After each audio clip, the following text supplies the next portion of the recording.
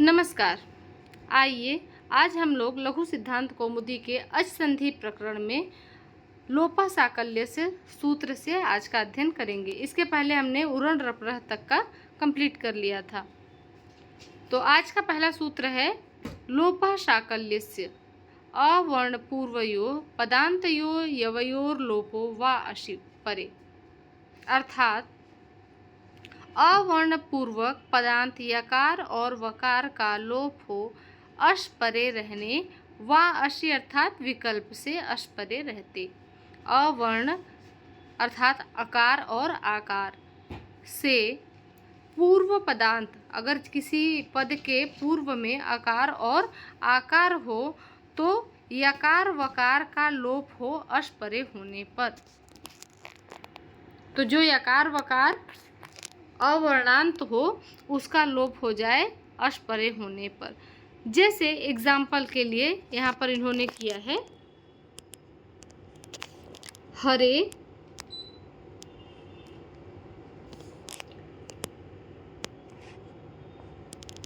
Plus इह। अब यहाँ पर देखिए, यहाँ पर एचो अयवायावह से ए के स्थान पर अय प्राप्त था, ठीक है। तो हो जाएगा हर अय इह, तो रूप बना हर इह। अब कह रहे हैं यहाँ पर कि ऐसा रूप बनने पर, ऐसी स्थिति अगर हो जाए तो पदांत यकार और वकार का लोप हो जाए। पदांत यकार क्या है? ये ई, यह पदांत यकार है, इसका लोप हो जाए प्रस्तुत सूत्र से। तो अगर इसका लोप हो जाएगा तो क्या हो जाएगा रूप? हर इह, ठीक है। तो यह कह रहे हैं यह कैसे हो? विकल्प से हो, अर्थात कहीं हो और कहीं नहीं, मतलब हो भी सकता है और नहीं भी, विकल्प से। एक तो इसका मतलब है कि एक पक्ष में इसका बनेगा हर इह, यह रूप बनेगा, और दूसरा जहाँ विकल्प से लोप करने के लिए कह रहे हैं वहाँ हर इह, यह रूप बनेगा, ठीक है। तो यहाँ पर देखिए, हम लोग पुनः इस सूत्र को देखते हैं। अवर्ण पूर्वक पदांत यकार अर्थात पूर्व पद और उत्तर पद। पूर्व पद में यदि आकार से अंत होने वाले यकार और वकार हैं तो उसका लोप हो जाए यदि अश परे है तो यहाँ पर अश परे था और यकार हरईह का जो यकार था वह पूर्व पद में था, तो इसलिए यहाँ पर य का लोप हो गया, लेकिन विकल्प से एक पक्ष में लोप नहीं हुआ। अगला सूत्र है पूर्वत्र असिद्धम सपाद सप्ताध्यायीं प्रति त्रिपाद्य सिद्धा त्रिपाद्यामपि पूर्व प्रति परम शास्त्रम सिद्धम हर इह हर इह। अब इसी में ये सिद्ध कर रहे हैं, यहाँ पर कह रहे हैं पूर्वत्र असिद्धम अर्थात 7.25 अध्याय के प्रति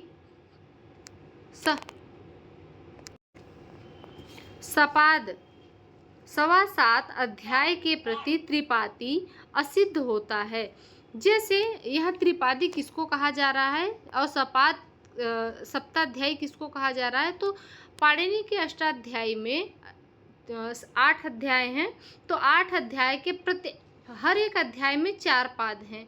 तो शुरू के जो 7 अध्याय हैं वो हैं, और 8वें अध्याय का जो पहला पाद है इसको सपाद सप्ताध्यायी कहा जाता है। और बाद के जो 8वें अध्याय के दूसरा, तीसरा और चौथा, यह 3 पाद हैं, यह तीनों असिद्ध हैं यह पूर्व वाले के प्रति, ऐसा यहाँ पर कहा जा रहा है। अगला सूत्र देखते हैं।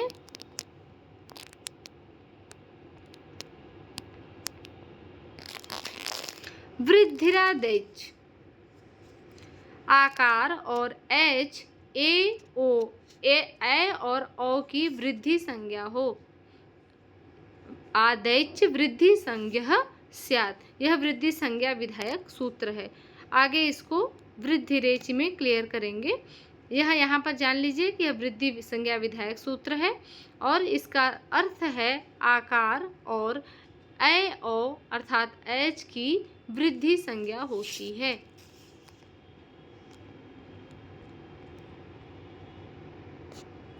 वृद्धि विधायक सूत्र वृद्धि रेचि। यह सूत्र कहता है आदेचि परे वृद्धि रेकादेश स्यात् गुणापवाद। यह गुण का अपवाद है। अदेंग गुण जो था उसका यह अपवाद है। इसमें बताया गया है कि अवर्ण से यदि एच परे हो तो पूर्व और पर के स्थान पर वृद्धि एकादेश हो। वहाँ अत से परे यदि गुण था तो अत से परे यदि गुण था तो वहाँ पर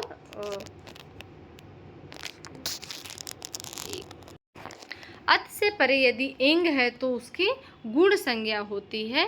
और यहाँ पर कह रहे हैं कि अवर्ण से परे यदि एच है तो उसकी वृद्धि संज्ञा हो। जैसे यहाँ पर एग्जाम्पल दे रहे हैं,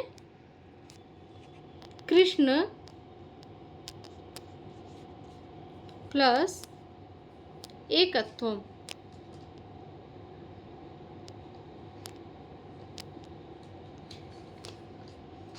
तो यहाँ कह रहे हैं कि यदि अवर्ण से परे, यहाँ अ है, ठीक है, इसके बाद क्या है, एच है, एच का ए है, तो अवर्ण से परे यदि एच हो तो दोनों के स्थान पर वृद्धि आदेश हो जाए तो ये क्या हो जाएगा, ए।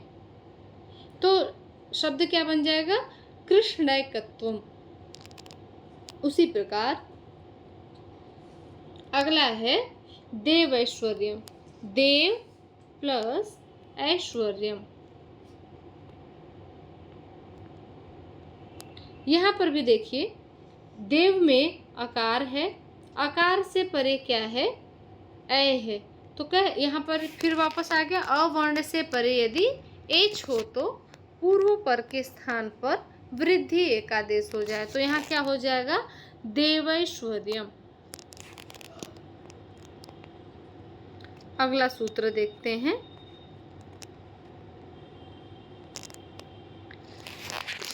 एते धत्युष्ठु अवर्णात् एजाद्योदेते धत्योरुठि च परे वृद्धिरेकादेशः स्यात् पररूप गुणापवाद उपैति उपैधते पृष्ठौः। अब कह रहे हैं यहाँ पर एते धत्युष्ठु में कि अवर्ण से एजाति, अवर्ण से एज आदि ईण और एध धातु तथा उठ परे हो तो पूर्व पर के स्थान पर वृद्धि एकादेश हो। अब यहाँ पर देखिए, यहाँ पर यह बताया, यह जो सूत्र है वह एंगी पर रूपम से होने वाले पर रूप और आद गुण से होने वाले गुण का अपवाद है। जैसे देखिए यहाँ पर दिया है उपैति, उपैति है तो उपएति। अब यहाँ पर जैसे देखा जाए यह कैसे उसका अपवाद है, उप है प्लस एति है, ठीक है। तो ये अब ये कह रहे हैं यहाँ पर कि यह क्या है, आद गुण से गुण भी यहाँ पर हो सकता था, ठीक है। तो इसका यह क्या कर रहा है, बाध कर रहा है, ठीक है। तो यह सूत्र इसको बाधित करके इसको वृद्धि आदेश करता है कि यदि अवर्ण से परे, तो यहाँ पर हो जाएगा उपैति। तो ये कह रहा है कि अवर्ण से परे यदि ईण एद और उठ हो तो सबसे पहले देखते हैं उप एति। तो एति यहाँ पर इसमें भी आपने देखा कि वृद्धि हो गया। अभी दूसरा है उपैधते, एध धातु है, उप अवर्णांत है और एध है, उससे परे एध है, तो उसको भी क्या कर दिया, उप प्लस एधते, उसको वृद्धि करके उपैधते हो गया।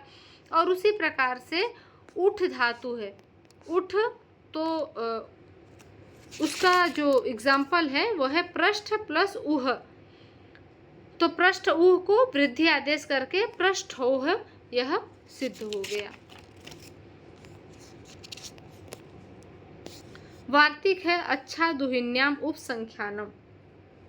यहाँ पर कहा गया अक्ष शब्द से ऊहिनी शब्द परे हो तो पूर्व पर के स्थान पर वृद्धि एकादेश हो। तो अक्ष अक्ष शब्द है और उसके पश्चात उत्तर में ऊहिनी है, तो यह यहाँ पर भी गुण था और यह अ और उ मिला करके आपको ओ होना था, लेकिन आद्गुणों को बांध करके यहाँ पर वृद्धि आदेश किया गया है। तो क्या रूप बन गया अक्षौहिणी। इसी प्रकार से अगला वार्तिक भी है, उसमें भी प्रादुहोढ्योढ्ये शैष्येषु, इससे प्रौह प्रौढ़ प्रौढ़ी प्रैषः और प्रैस्य यह रूप बना है वृद्धि आदेश होकर के। अगला वार्तिक है ऋते च तृतीया समासे। इसमें कहा गया है अवर्ण से परे यदि रित हो तो रित शब्द हो तो पूर्व पर के स्थान पर वृद्धि एकादेश हो। जैसे सुख प्लस रितः, तो सुख में अकारांत है, रितः में रिकार है, तो अवर्ण से परे रित है तो दोनों के स्थान पर आर आदेश होकर के जो रिकार है उसके स्थान पर आर आदेश होकर के सुखार्थ यह रूप बना है। उसी प्रकार से अगला वार्तिक है प्रवत्सर कंबल वसनार्ण दशानाम ऋणे।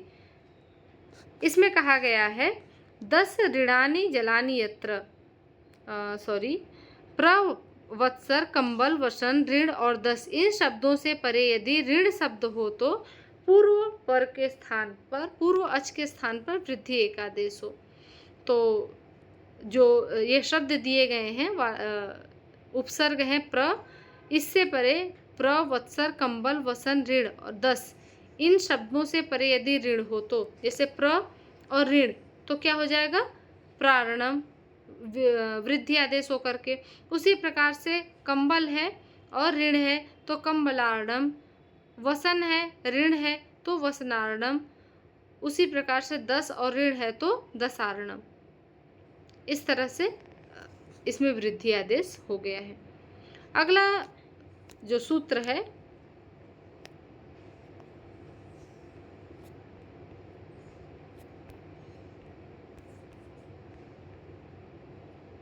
उपसर्गाः क्रियायोगे। प्रादयः क्रियायोगे उपसर्ग संज्ञा स्यु। प्र परा अप सम अनु अव निस नेर दुस दुर वि आंग नि अधि अपि अति सु उत अभि प्रति परि उप एते प्रादयः। यह 22 उपसर्ग हैं, इनकी उपसर्ग संज्ञा हो।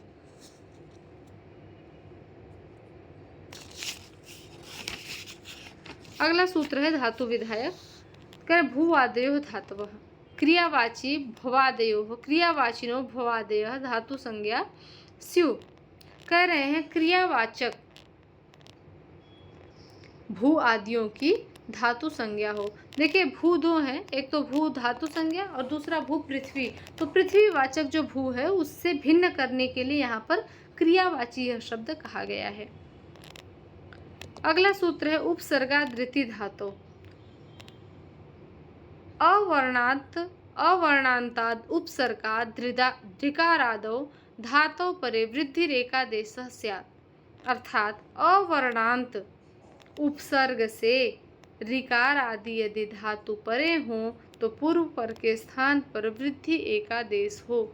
जैसे प्रार्छति, प्र यह अवर्णांत उपसर्ग है, उसके परे रिच्छति यह धातु यह ऋकार धातु है। तो प्र उपसर्ग से परे यदि ऋकार आदि धातु हो तो क्या आदेश हो वृद्धि। तो रि के स्थान पर आर यह वृद्धि होकर के प्रार्छति यह रूप सिद्ध हुआ। अगला सूत्र है एंगी पर रूपम। आद उपसर्गाद एंगादो धातो परे पर रूपम एकादेशः स्यात् प्रेजते उपोषति। सूत्र कह रहा है अवर्णांत उपसर्ग से परे यदि एंग धातु हो तो पूर्व पर के स्थान पर रूप एकादेश हो। पर रूप का अर्थात क्या है, पर मतलब बाद में।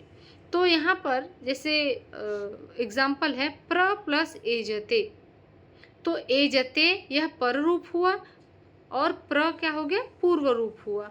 तो कह रहे हैं कि अवर्णांत क्या है, प्र अवर्णांत है तो अवर्णांत उपसर्ग प्रउपसर्ग भी है, तो अवर्णांत उपसर्ग से परे, परे मतलब बाद में, एंगादि, ए क्या है, एंग है, तो एजते यह एंग है, अगर परे हो तो पररूप एकादेश हो, अर्थात पररूप मतलब ए जो है वह पररूप है, तो पर यहाँ पर प्र को भी पररूप आदेश हो तो हो जाएगा। अगर हम ए को पररूप को अगर लेकर चलेंगे तो क्या हो जाएगा, प्रेजते। उसी प्रकार से उप प्लस ओषति, उप अकारांत उपसर्ग है और उसके पश्चात ओषति यह एंग है, और अगर उपसर्ग अकारांत के परे अगर एंग हो, ए या ओ हो, तो यह पर रूप आदेश हो जाए, तो हम देखेंगे कि पकारांत जो अ है उसको पर रूप आदेश हो करके उपोषति यह रूप बनेगा।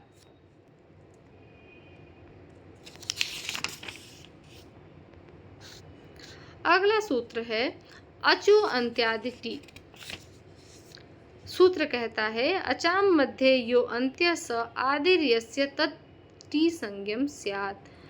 अचो में जो अंत्य है, अचो के मध्य में जो अंत्य है वह आदि में है जिसके उस समुदाय की टी संज्ञा होती है। जैसे सकंधु, यहाँ पर देखिए शकंधु,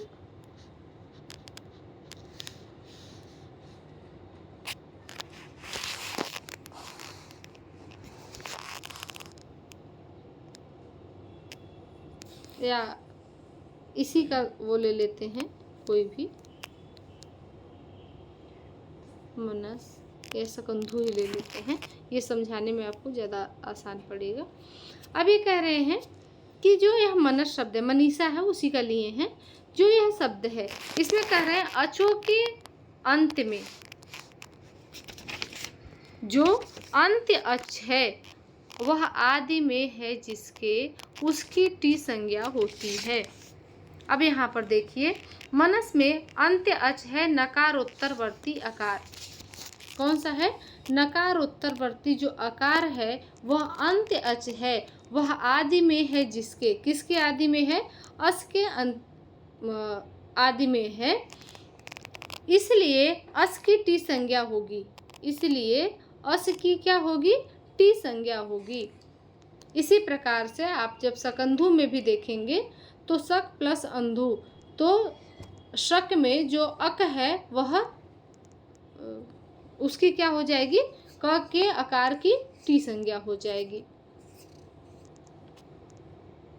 तो इसीलिए इस सूत्र में कहा गया है कि अचाम मध्य जो अचो के मध्य में है और आदि में है जिसके उसकी टी संज्ञा हो जाए।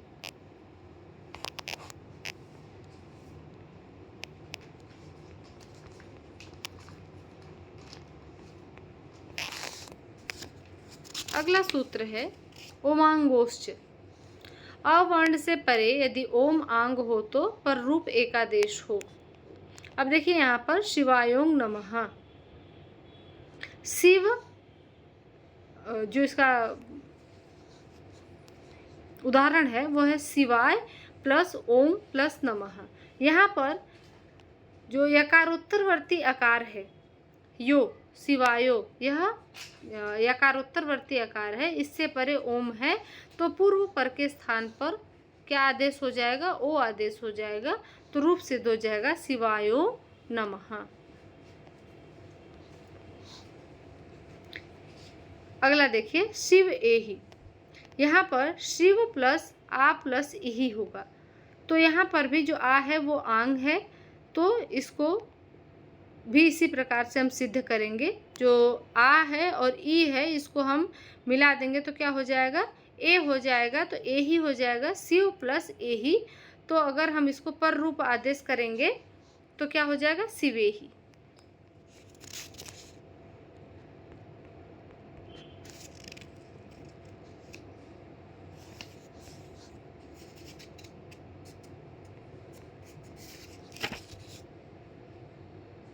अगला सूत्र है अंतादिवच्च। यह एक एकादेश होता है पूर्व के अंतवत और पर के आदिवत। यह सूत्र कहता है कि जो यह एकादेश है वो कैसा हो, पूर्व के अंत में हो और पर के आदि में हो। इसको हम लोग हमेशा करते आए हैं, जैसे अभी हमने किया शिव प्लस ए ही। तो अगर हम दोनों को मिलाएंगे तो क्या होगा, शिव का आकार और ए ही का एकार, दोनों अगर हम पर रूप करेंगे तो क्या करेंगे, पूर्व वाले वर्ण के शिव के आकार के मतलब जो पूर्व रूप है उसका अंतिम और पर रूप का आदि, उसी स्थान पर हम कोई भी आदेश करते हैं। तो यह सूत्र यही कहता है कि अंतादिवच्च, यह जो आदेश है वह पूर्व के अंत में और पर के आदि में हो।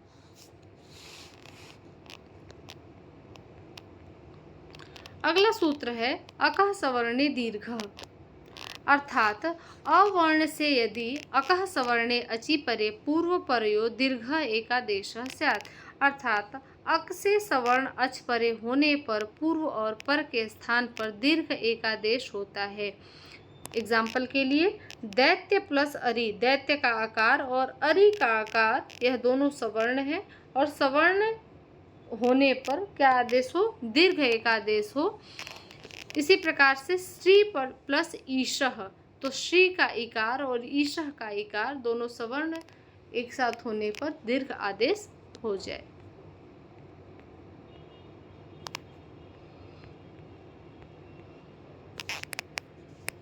अगला सूत्र है एंग पदांतादति, अर्थात पदांत एंग से अत ह्रस्व आकार परे होने पर पूर्व और पर के स्थान पर एकादेश हो जाए।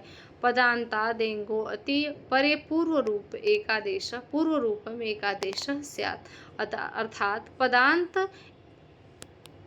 पदांत जो एंग है उससे परे यदि अत ह्रस्व आकार हो, अत अर्थात ह्रस्व आकार, केवल ह्रस्व आकार हो, तो पूर्व और पर के स्थान पर, पूर्व होने पर पूर्व और पर के स्थान पर पूर्व रूप एकादेश हो। एग्जाम्पल से समझते हैं, जैसे हरे प्लस अव। अभी कह रहे हैं पदांत एंग, ये एकार जो है वो क्या है, एंग है, और उसके परे क्या है, ह्रस्व आकार है। तो कह रहे हैं कि यदि पूर्व पद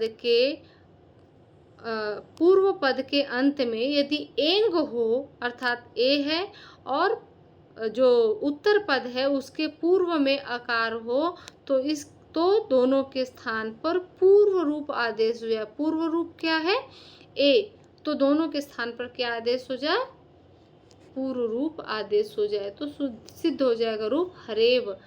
और पहले हम लोग क्या पढ़े थे, पर रूप पढ़े थे। पर रूप में क्या था कि जो पर में है वो आदेश हो जाए। इसी प्रकार से विष्णु, यहाँ पर देखिए विष्णु प्लस अव, तो एंग का उकार है और अव उसके ह्रस्व आकार उसके पश्चात है, तो दोनों के स्थान पर क्या हो जाएगा, पूर्व रूप आदेश हो जाएगा। आज के लिए इतना ही, अब हम लोग आगे का नेक्स्ट वीडियो में देखेंगे।